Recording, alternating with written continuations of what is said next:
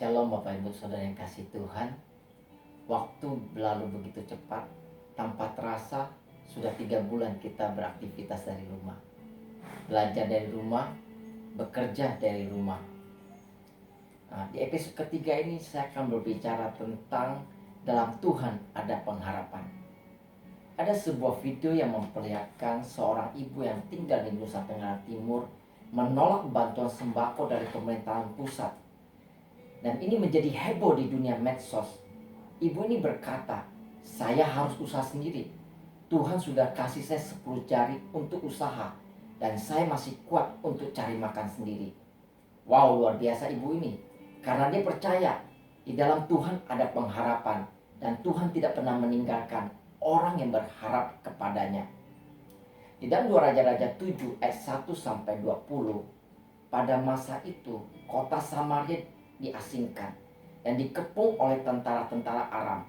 Tentara Aram telah mengisolasi kota, memutus jalur distribusi makanan dan hubungan dengan dunia luar. Akibatnya, kelaparan terjadi di mana-mana.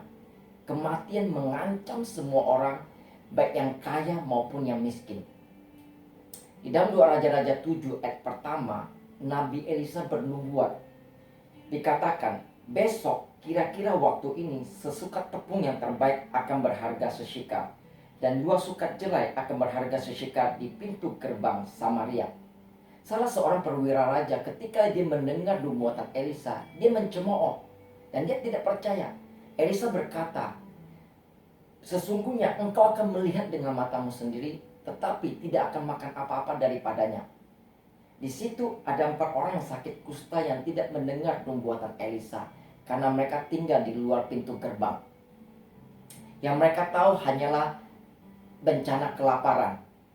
Maka berkatalah mereka satu sama lain, mengapa kita duduk-duduk di sini sampai mati? Jika kita berkata, baiklah kita masuk ke kota, padahal dalam kota ada kelaparan, kita akan mati di sana. Dan jika kita tinggal di sini, kita akan mati juga. Jadi sekarang, marilah kita menyeberang ke perkemahan tentara Aram.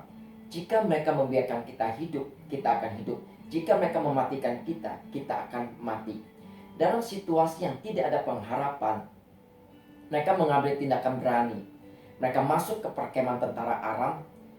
Dan apa yang terjadi? Tuhan melakukan perkara yang ajaib. Tuhan membuat tentara Aram lari tunggang langgang, meninggalkan perkemahan dan segala perbekalan. Singkat cerita, keempat orang kusta ini menceritakan kepada raja. Akibatnya, orang-orang Samaria beroleh jarahan yang banyak di tengah kelaparan. Sedangkan perwira raja yang meremehkan perkataan Nabi Elisa, dia harus menanggung akibatnya. Dia mati terinjak-injak. Seberat apapun pergumulan kita, asal kita datang kepada Tuhan dan memohon belas kasihannya, pertolongan disediakan Tuhan bagi kita. Kuncinya adalah percaya dan bertindak dengan iman. Yakobus 2 ayat 17 berkata demikian. Jika iman itu tidak disertai perbuatan, maka iman itu pada hakikatnya adalah mati. Jika keempat orang kusta ini hanya duduk-duduk dan menyerah kepada keadaan, mereka pasti akan mati kelaparan. Mari kita belajar dari keempat orang kusta ini.